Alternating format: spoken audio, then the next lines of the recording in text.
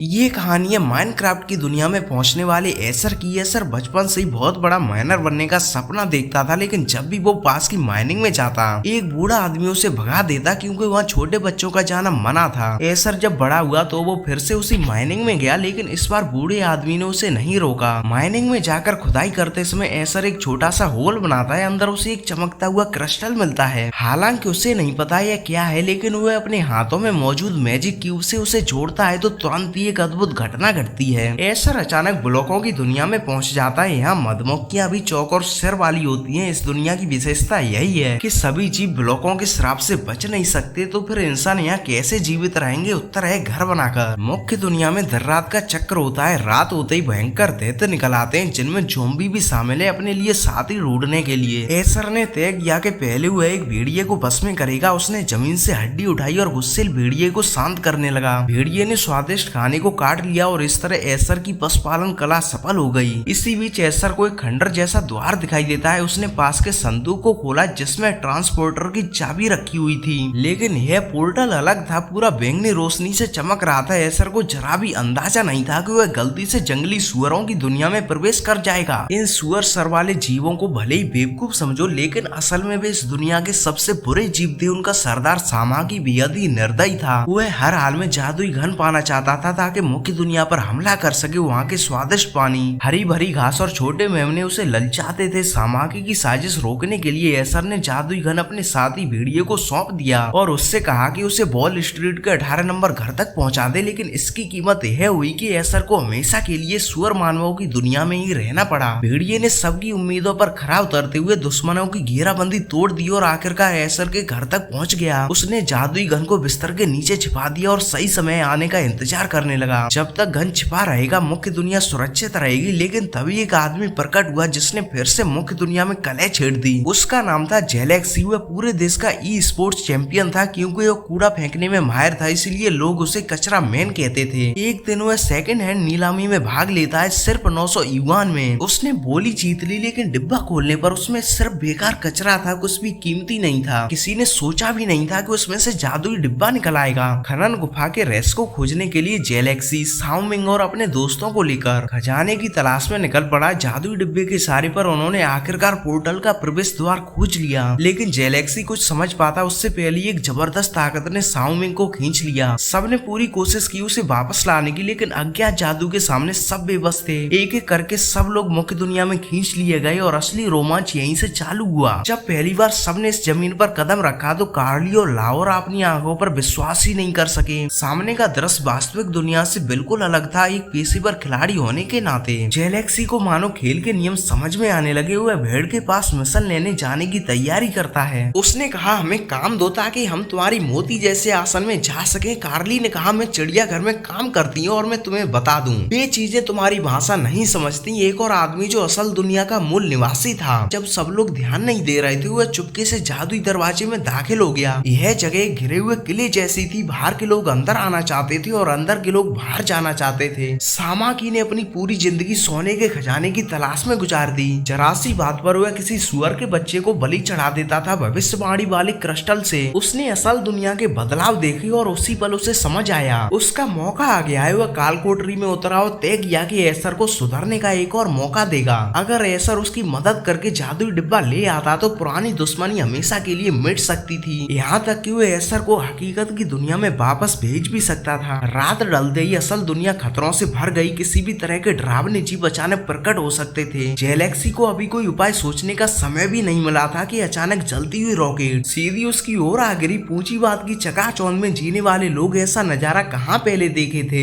सबके सब अपनी जान बचाकर भाग निकले। कंकालों की विशाल सेना उन्हें इतनी आसानी से छोड़ने वाली नहीं थी। उन्होंने पीछे से लगातार कई तीर चलाए। इतने तीर चलाए कि जेलेक्सी का पैर फिसल गया और वह उनके पहले से खोदे गए गड्ढे में जा गिरा। कंकाल सैनिकों ने बाहर निकलने के हर रास्ते को घेर लिया। भागने के लिए जेलेक्सी को मजबूरी में दीवार को खोदना पड़ा। उसकी किस्मत अच्छी थी, जल्दी उसने एक छुपा हुआ कमरा तोड़कर खोल लिया। सोचने का वक्त नहीं था, बस दौड़ते ही जाना था। जरा भी धीमे हुए तो उसकी जान चली जाती। मतलब भले ही ये कंकाल सैनिक बहुत ही खूंखार दिखते थे, असल में उनका दिमाग तुम्हारी एक्स गर्लफ्रेंड जितना ही कमजोर था। भागते भागते सामिंग एक पेड़ से टकरा गया। इससे उसे इस दुनिया का राज समझ आया। उसने पेड़ से निकला हुआ एक ब्लॉक उठाया जो असल में मृत आत्मा आत्माओं की सेना को रोकने का गुप्त उपाय था। सिर्फ पलक झपकते ही साओमिंग ने एक मजबूत दीवार खड़ी कर दी। जल्दी उसने एक मजबूत बंकर बना लिया, लेकिन दूसरी ओर जेलेक्सी इतना भाग्यशाली नहीं था। उसके सामने एक अजीब सी भेड़ जैसी प्राणी आ खड़ी हुई और तभी ज़ॉम्बियों की विशाल सेना उसकी ओर लपकी। जेलेक्सी के पास बंकर की ओर भागने के अलावा कोई चारा नहीं था। भागते भागते उसे जमीन पर पड़ा जादुई डिब्बा मिल गया, लेकिन इससे पहले कि वह खुशी मना पाता, कंकालों के तीर ने उसे छलनी कर दिया। इतना कि पूरा पोर्टल ही नष्ट हो गया। वापस जाना नामुमकिन था। यह सोच करके उसे ज़ॉम्बियों का सामना करना होगा। जेलेक्सी मरने जैसा महसूस करने लगा। सौभाग्य से साओमिंग ने उसे खींचकर अंदर खींच लिया। फिर उसने पत्थरों से दरार को बंद कर दिया, लेकिन यह लड़ाई ज्यादा देर नहीं चली। ज़ॉम्बी जल्दी बंकर की सबसे ऊपरी मंजिल तक पहुंच गए। अगर कोई देवता मदद न करता तो सबकी मौत पक्की थी। तभी आसमान से उड़ती हुई तलवार आई और एक ज़ॉम्बी के शरीर को भेद गई। मुड़कर देखा तो पता चला कि एसर के पास अपनी अनोखी रणनीति थी। यही जादुई डिब्बा था जिसने इतने अजनबी लोगों को एक साथ ला खड़ा किया था। अब जबकि डिब्बे का भारी खोल टूट चुका था, वास्तविक दुनिया में लौटने का सिर्फ एक ही उपाय बचा था। उन्हें लुलिन हवेली जाकर तत्व क्रिस्टल ढूंढना होगा। इस साझा मिशन को पूरा करने के लिए सबने मिलकर एक नई साहसिक यात्रा शुरू की। सबसे पहले वे पहुंचे मध्य द्वीप विलेज में, जहां पहाड़ पानी बेहद ही सुंदर थे। भले ही गांव के लोग अजीब शकल सूरत वाले थे, मगर उनका स्वभाव शांत और मैत्रीपूर्ण था। वहाँ गांव का एकमात्र लोहे का प्रहरी भी था। उसके मंच पर आते ही लौरा डर गई है। सर सबको गांव के सबसे बड़े ठिकाने CNTL किले में ले गए। यह जगह गांव के लिए सबसे अहम थी। एसर ने स्विच दबाया और चूल्हे की गर्म ऊर्जा तुरंत सक्रिय हो गई। बस एक जीव को पिघलते हुए लावा में डुबो दो और एक स्वादिष्ट ठंडी सलाद जैसी मीट डिश तैयार हो जाएगी। उधर जब एसर अभी भी स्थानीय मुर्गे का मांस खा रहा था, वहीं दूसरी ओर सुअर सिर वाले लोग पहले से ही अपनी सेना जुटा चुके थे। उनके सरदार ने अपना सबसे ताकतवर योद्धा तियान पेंग को भेजने का फैसला किया ताकि गद्दार एसर को पकड़कर वापस लाया जा सके। लेकिन इन जंगली सुअरों को काबू करने के लिए सरदार ने उन्हें सितारा औषधि पीने को कहा। हालांकि तियान पेंग नाम का यह बंदा बस आलस करने का बहाना ढूंढ रहा था। एसर और सुअर लोगों में एक लड़ाई शुरू होती है। एसर के संग्रह में कई विचित्र हथियार हैं, जैसे तेजी देने वाले जूते, रक्षा करने वाला हीरे का कवच और ड्रैगन स्लेयर नाम की तलवार जो नदी तक काट सकती है। इस दुनिया में जीवित रहना है तो तरह तरह के हथियार गढ़ना सीखना जरूरी है। सामने रखी है टेलीपोर्ट आर्म। उनमें से एक दुर्लभ चीज थी। यह गोला जहाँ फेंको वहीं तुम्हें पहुंचा देता है। बुरी खबर यह थी कि इसका इस्तेमाल बस एक बार ही हो सकता है। एसर ने साओमिंग को अपनी शानदार धातु गढ़ाई कला दिखाई और उसे भी अपने हथियार बनाने के लिए प्रोत्साहित किया। सबसे पहले आया जेलेक्सी। उसने हथौड़ा मारकर सीधे 2 लोहे की बाल्टियां बना दी। हालांकि किसी को पता नहीं था कि इसका क्या नाम है, लेकिन देखने में अजीब जरूर लगी। फिर साओमिंग की बारी आई। उसने मंच पर तरह तरह की सामग्रियां सजाई और एक चोट से एक लोहे की टोकरी बना दी। इसे हल्के में मत लेना, यह मटर गन जैसा काम करता है। एक गोली एक ज़ॉम्बी खत्म। इसकी ताकत कम नहीं थी। उसी वक्त सुअर लोगों का हमला शुरू हो गया। जब पूरे कवच में सुअर सिर वाले योद्धाओं का सामना सिर्फ शाकाहारी ब्लॉक लोगों से हुआ तो नतीजा पहले से ही साफ था। एसर ने तलवार और ढाल निकाली और उनसे डटकर मुकाबला किया। लेकिन जेलेक्सी भी अपना जलवा दिखाना चाहता था, पर नतीजा यह हुआ कि उसने सुअर को मारने के बजाय एसर को बेहोश कर दिया। इस लड़ाई का अंजाम तय था। ताकतवर सुअर लोगों के सामने जेलेक्सी कुछ न कर सका। तभी कार्ली का खून खौल उठा। उसने फावड़ा उठाया और एक सुअर को वहीं गिरा दिया। अब गांव का सुरक्षा पैरी भी आ गया। कहते हैं सैनिकों को हजारों दिन पाला जाता है ताकि एक दिन युद्ध में काम लाया जा सके। अब लोहे के सुअर का अपनी असली ताकत दिखाने का समय आ गया। लड़ाई में अफरा तफरी मच गई और साओमिंग अपनी बहन लौरा से बिछड़ गया। परिवार उसके लिए बहुत मायने रखता था, लेकिन किस्मत ने उसे धोखा दिया। हुआ सुअरों से भागते भागते किले की दीवार तक जा पहुंचा। सोचा था ऊंचाई से थोड़ी बढ़त मिल जाएगी, पर किले की दीवार भी आखिर खत्म होती ही है। जल्द ही एसर और उसके साथी पूरी तरह घिर गए। दीवार के नीचे अनंत समुद्र फैला था। अब इस मुसीबत से निकलने का रास्ता एक ही था। अगर उनके पंख निकल आते तो उड़ सकते थे, और क्या कहें, एसर के पास अजीब अजीब चालें थी। उसने 2 तलवार के पंख उगाए और नीचे समुद्र में साओमिंग को कुदा दिया। तलवार जैसे पंख देर तक नहीं खुले तो जेलेक्सी ने एसर की तकनीक पर शक करना शुरू कर दिया। तभी जब साओमिंग लगभग नीचे गिरने ही वाला था, उसकी पीठ के पीछे लगे पंख आखिरकार खुल गए। हुए मानो एक बाज की तरह आसमान को चीरता हुआ आजादी से उड़ने लगा।